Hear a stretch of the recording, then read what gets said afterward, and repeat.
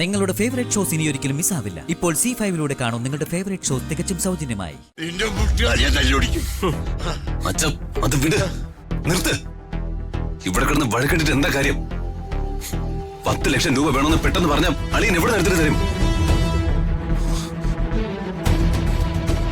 ഞാൻ വർമ്മ സാറിന്റെ വീട്ടിലേക്ക് പോവാ. കാര്യം പറഞ്ഞ വർമ്മ സാറ് കാശ് തരും. അളിയ, അതൊക്കെ ശരിയാവോ? എന്റെ പൊന്നളിയ, ഞാൻ തിരിച്ചു വരുന്നത് വരെ അച്ഛൻ എന്തേലും പറഞ്ഞാലും അളിയ ഒന്നും മിണ്ടരുത്. അപേക്ഷ. ഒരു കുഴപ്പമില്ലല്ലോ. അമ്മായി, ഏത് ക്ഷേത്രത്തിലാ എനിക്ക് വേണ്ടി പൂജ നടത്തിയത്? എന്തുപറ്റി? നീ എക്സാം നന്നായിട്ട് എഴുതിയില്ലേ? എന്ത് ചോദ്യം അമ്മായി ഇത്? അമ്മായി തന്ന പ്രസാദം ഫലം കണ്ടു. എക്സാം ഞാൻ നന്നായിട്ട് എഴുതി. ആണോ മോളെ? അതെ ചെറിയമ്മ, എല്ലാ ക്വസ്റ്റ്യൻസും ഞാൻ ആൻസർ ചെയ്തു.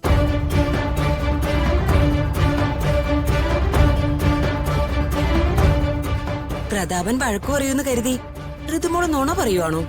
ഏയ് അല്ല, അമ്മായി റിസൾട്ട് വരുമ്പോ കണ്ടോ? വാ മോളെ, മോൾക്ക് ചെറിയ എന്തെങ്കിലും കഴിക്കാൻ എടുക്കാം. വാ. ശരി ചെറിയമ്മ. ഇതെന്താ അമ്മേ? അമ്മയുടെ മരുന്നും ഏറ്റില്ലല്ലോ. അതാ എനിക്ക് മനസ്സിലാവാത്ത. എന്നാലും ഇതെങ്ങനെ?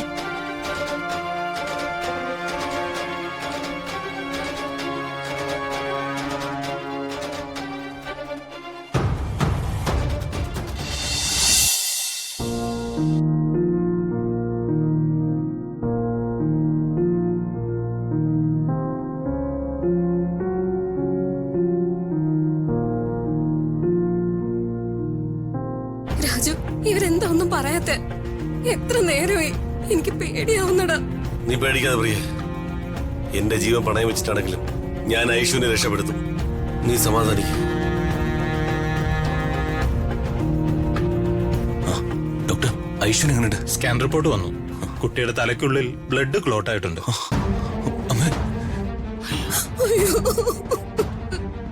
ചെറിയൊരു ഇന്റേണൽ ബ്ലീഡിംഗ് കാണുന്നുണ്ട്. എത്രയും പെട്ടെന്ന് ഓപ്പറേഷൻ നടത്തിയില്ലെങ്കിൽ ചിലപ്പോ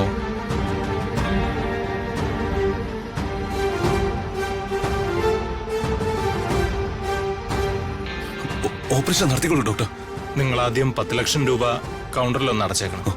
10 ലക്ഷം?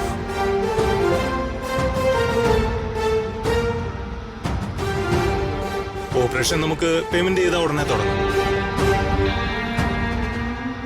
10 ലക്ഷോ? 10 ലക്ഷം? എന്താ ഡോക്ടർ ഈ പറയണത്? ഇത്രയും വേഗം 10 ലക്ഷം രൂപ ഞങ്ങൾ എവിടുന്ന് കൊണ്ടു തരാനാ? നിങ്ങൾ ആദ്യം ഓപ്പറേഷൻ തുടങ്ങുക. കാശ് ഞങ്ങൾ എങ്ങനെയും എത്തിക്കാം, എങ്ങനെയെങ്കിലും. അങ്ങനെയൊന്നും ഓപ്പറേഷൻ നടത്താനാവില്ല. മാനേജ്മെന്റിന് അവരുടേതായ ചില പോളിസികളുണ്ട്. നിങ്ങൾ ആദ്യം പറഞ്ഞ തുക പേ ചെയ്യൂ. എന്നാലേ ഫാർമസിയിൽ നിന്ന് എക്യുപ്മെന്റ്സും മരുന്നുകളും ഇവിടെ എത്തിക്കൂ. മാക്സിമം 1 അവർ.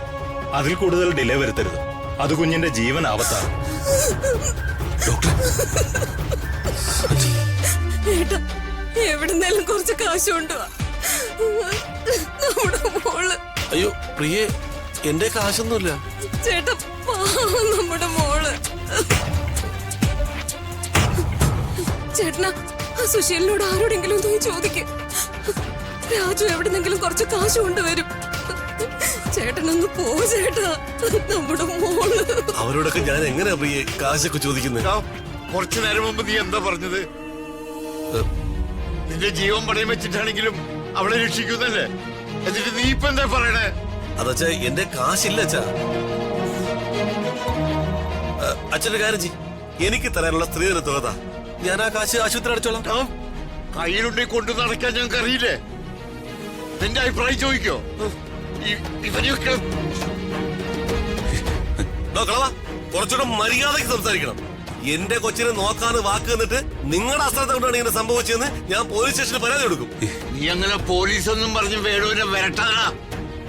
പണ്ട് പോലീസ് കോടതിയൊക്കെ ഒരുപാട് കണ്ടവനാ ഞാൻ. ഡോക്ടർ പറഞ്ഞിട്ടില്ലേ, നിനക്ക് കഴിവുണ്ടെങ്കിൽ ആശുപത്രി അടയ്ക്കാനുള്ള കാശുമായിട്ട് വാ. എന്റെ കൈ കാശില്ലെന്ന് ഞാൻ പറഞ്ഞു. വെറുതെ എന്റെ നെക്കിട്ടേറുന്നുണ്ടല്ലോ. താൻ വിവരം അറിയും. നീ എന്ത് ചെയ്യുന്നടായി പറയണേ? എനിക്കതൊന്ന് കാണണം. വിടോ. ജനിപ്പിച്ച കുഞ്ഞിന് 10 പൈസയുടെ പ്രയോജനമില്ലാത്ത മരവാഴെ നീ എന്ത് ചെയ്യുന്നതായി പറയണേ? ചെയ്യണം, ചെയ്യ്. അച്ഛൻ വേണ്ട, അയ്യോ. അച്ഛൻ വിടാൻ അച്ഛൻ വീടച്ഛ. അച്ഛൻ വേണ്ട, അച്ഛ. ചെയ്യണം. വേണ്ട. അച്ഛൻ വേണ്ട അച്ഛാ. ഇത് ഹോസ്പിറ്റലാണ്. കുഞ്ഞിനെ ആ നിലയിൽ കണ്ട് എന്നെ പിടിവിട്ട് നിൽക്കുക. ഒരക്ഷരം വിട്ടിയാണ് നിന്റെ മുട്ടുകാരിയെ തല്ലോടിക്കും. അച്ഛൻ അത് വിട്, നിർത്ത്. ഇവിടെ കിടന്ന് വഴക്കെട്ടിട്ട് എന്താ കാര്യം? 10 ലക്ഷം രൂപ വേണമെന്ന് പെട്ടെന്ന് പറഞ്ഞാൽ അളിയൻ എവിടെ എടുത്തിട്ട് തരും? ഞാൻ വർമ്മ സാറിന്റെ വീട്ടിലേക്ക് പോവാ. കാര്യം പറഞ്ഞ വർമ്മ സാറ് കാശ് തരും. അളിയ അതൊക്കെ ശരിയാവോ? എന്റെ പൊന്നളിയ, ഞാൻ തിരിച്ചു വരുന്നത് വരെ അച്ഛൻ എന്തേലും പറഞ്ഞാലും അളിയ ഒന്നും മിണ്ടരുത്. അപേക്ഷ.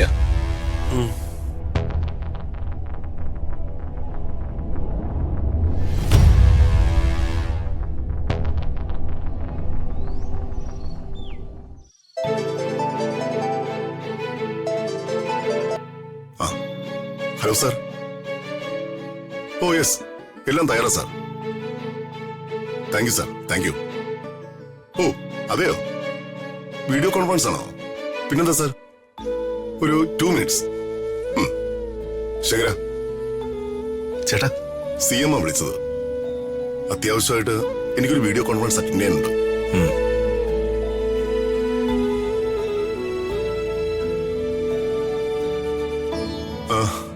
ഞാൻ റൂമിലേക്ക് പോവാ. ആരെയും അകത്തേക്ക് കയറ്റി വിടരുത്. ശരിയേട്ടാ. അല്ല, ഞാൻ നോക്കിക്കോളാം അമ്മാവ. ശേഖരമ്മാവൻ തിരക്കില്ലല്ലേ?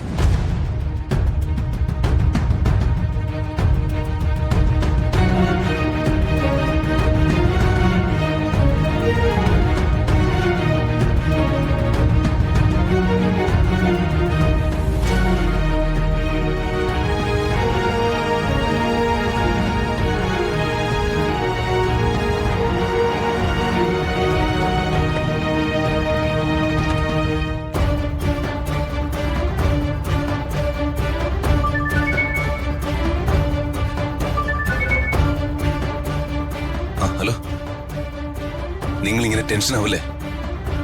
ഞാൻ ദേ വർമ്മ സാറിന്റെ വീട്ടിലെത്തി. കൂടിപ്പോയാൽ ഒരു 15 മിനിറ്റ് ഞാൻ ഹോസ്പിറ്റലിൽ പണമായിട്ട് എത്തും. ആ, ധൈര്യമായിട്ടിരിക്കെ.